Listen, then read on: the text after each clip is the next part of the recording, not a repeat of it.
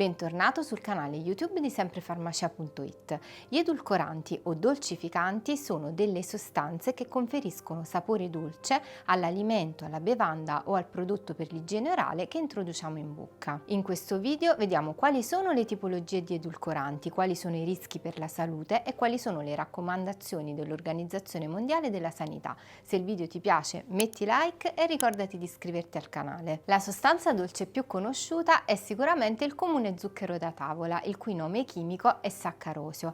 Ha un apporto energetico di 4 kcal per grammo e aumenta i livelli di glucosio nel sangue, costituendo un'ottima fonte di energia. Questa caratteristica è sicuramente favorevole per un organismo che deve imparare a selezionare gli alimenti più nutrienti per sopravvivere e probabilmente questo è il motivo per cui il sapore dolce ci risulta tanto gradevole. Le esigenze dell'uomo odierno però sono ben diverse da quelle dei nostri progenitori e attualmente il problema non è trovare gli alimenti più dolci, ma non mangiarne troppi, con le conseguenze che tutti conosciamo, tra cui diabete e obesità. A questo scopo nascono gli edulcoranti, delle sostanze che sostituiscono lo zucchero, idealmente senza apportare calorie e senza aumentare la glicemia. Gli edulcoranti si distinguono tra di loro in funzione dell'origine, della composizione chimica, dell'apporto calorico e del potere edulcorante. Il potere edulcorante è la capacità di una sostanza di conferire sapore dolce.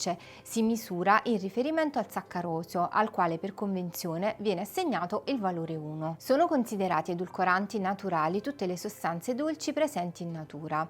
Sulla nostra tavola e nell'industria alimentare il più diffuso è sicuramente il saccarosio, ma ce ne sono anche altri come il miele, il fruttosio, lo sciroppo d'acero, la melassa e il matto di cereali. Tutte queste sostanze sono degli alimenti che apportano comunque molte calorie e impattano sulla glicemia. Questo impatto per alcune di queste sostanze, ad esempio il fruttosio, è molto inferiore rispetto al glucosio che deriva dal saccarosio, ma il loro effetto sul metabolismo è comunque controverso, tanto che in caso di diabete è meglio optare per altre soluzioni. Una grossa fetta di sostanze edulcoranti deriva da sostanze naturali, ma subisce delle trasformazioni chimiche per arrivare alla composizione finale. Un esempio è la stevia, che viene ricavata dalla lavorazione delle foglie di un albero originario del Sud America. Il prodotto finale è una polvere bianca che ha un potere edulcorante da 30 a 50 volte superiore a quello del saccarosio, non apporta calorie ed è privo di effetti nocivi. Non ha però un sapore completamente neutro, quindi può essere utilizzato per dolcificare il caffè o delle bevande, ma poco si adatta alla preparazione di dolci. Un altro esempio di prodotti semi-naturali è dato dai polioli. Questi sono degli alcoli ottenuti dal processo chimico di riduzione di zuccheri presenti in vegetali. Tra i più conosciuti ricordiamo sorbitolo, mannitolo, xilitolo ed eritritolo.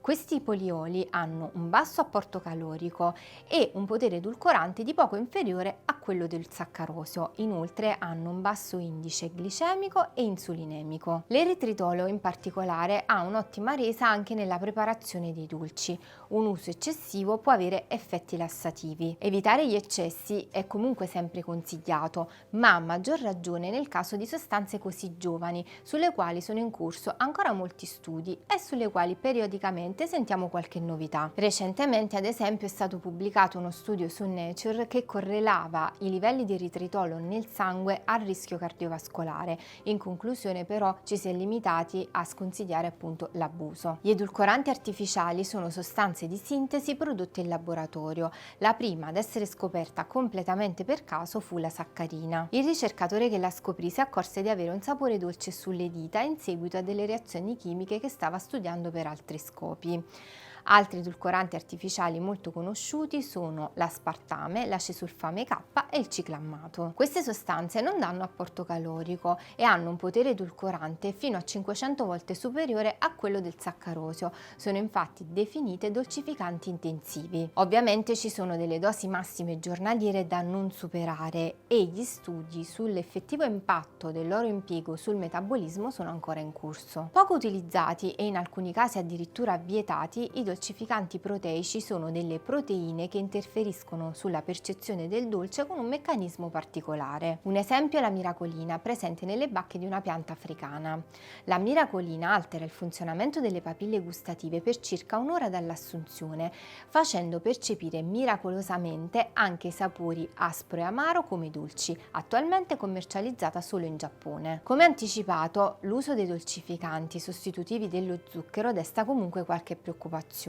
In tutto il mondo sono ancora in corso studi sul metabolismo e sul loro impatto sulla salute. Da pochissimo l'OMS si è nuovamente pronunciata in merito, raccomandando l'impiego dei dolcificanti intensivi o artificiali e di quelli non calorici come la stevia solo ed esclusivamente in caso di diabete. Queste raccomandazioni non si applicano agli zuccheri di origine naturale o ai polioli, il cui uso va comunque limitato ed evitato a scopo precauzionale in gravidanza, allattamento e nell'infanzia. Quindi quali dolcificanti usare? In caso di diabete sono consentiti tutti. Per evitare di assumerne troppi e non fare calcoli troppo complicati basta affidarsi alle indicazioni che ci sono sulle confezioni. In caso di dieta ipocalorica invece si dovrebbe optare per quelli naturali o per i polioli, ricordando però che sarebbe meglio non utilizzarli per niente. In tutti i casi la regola d'oro è ridurre al minimo la quantità, bisognerebbe educare il palato e rinunciare al sapore dolce. Inoltre, per ridurre i rischi e minimizzare anche i difetti dei vari edulcoranti, meglio mixarli tra di loro.